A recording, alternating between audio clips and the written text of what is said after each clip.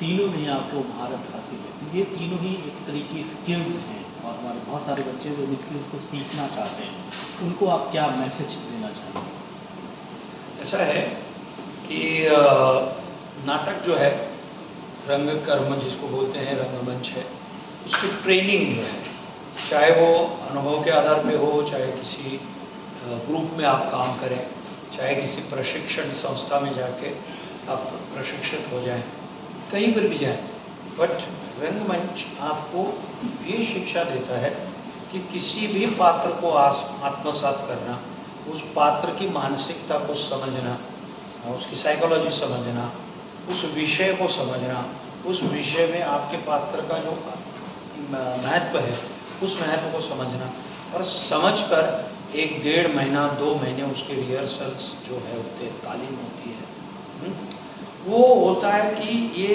अथ से इति तक उसे पूरा आलेख समझ में आता है। तो जिसको बोलते हैं कि जैसे तैयार होता है ना मामला, तो बाद में वो तैयार होके किसी भी माध्यम में काम कर सकता है। लेकिन भट्टी जो है, बेसिक भट्टी, वो है रंगमंच, उसमें उसे तपना ही पड़ेगा। सोना अगर सोना बनता है तो वो अग्नि में तप कर ही बनता है।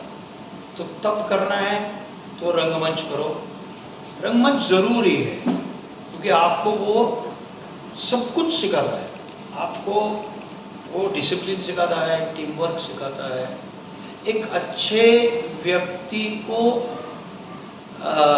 अपने विचार, किसी भी व्यक्ति को अपने विचार अगर लोगों के समक्ष पेश करने हैं, लोगों के समक्ष रखने हैं, तो उस विचार को लोगों के समक्ष रखने की शक्ति भी उसके अंदर अच्छे तरीके से तैयार होती है, क्योंकि ये रंगमंच काम करता है।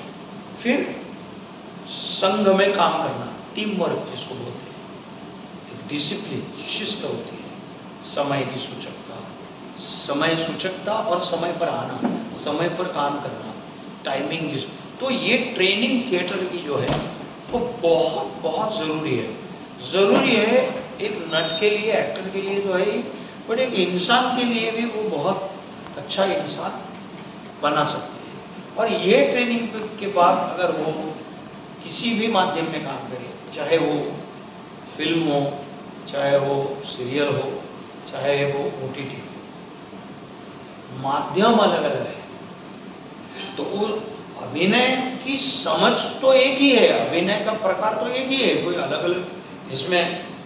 हाँ, ऑडियंस आपको वहाँ से देखता है तो बॉडी का उपयोग हमको कितना करना है, ये बहुत ही वो थिएटर से अपने को समझ आती है। फिर हर माध्यम को समझना है, तो हर माध्यम को समझकर काम करना है। लेकिन अभिनय की शैली में कोई फर्क नहीं है, अभिनय वही है। जैसे ब्लैक एंड व्हाइट सिनेमा अगर देखते होते तो आपको सोरा मोदी साहब नहीं इस प्रकार से बोलते थे, तो उस समय जो पारसी थिएटर चलता था तो वो थिएटर का इम्पैक्ट उस समय था। धीरे धीरे धीरे धीरे धीरे धीरे धीरे धीरे आप देखिए, अशोक कुमार साहब है, फिर बलराज साहनी साहब है, हाँ वो भी तो हीरो थे, इतना स्वाभाविक अभिनय करते थे, तो धीरे धीरे धीरे धीरे वो स्वाभाविकता की तरफ बढ़ने लगा। फिर बीच में एक स्टाइलाइज सिनेमा आया, स्टाइलाइज सिनेमा में लोग काम करने लगे, स्टाइलाइज ऐसे तरह से बात करते थे। तो आज वही चीज स्वाभाविकता पे आ चुकी है कि जैसे आम जीवन में होती है वैसे ही बात करो। लेकिन रंगमंच में जो है वो, लेकिन आपका वॉइस ट्रेनिंग होता है, स्पीच ट्रेनिंग होता है, सब कुछ ट्रेंड होता है आदमी, तब के बाहर आता है। जब सोना निखर के सारे अवगुणों को त्याग के आता है तो अपने हर स्किल में वो निखर कर आता है, अलग अलग रहने लगता है। इतना मैं बोलूँ।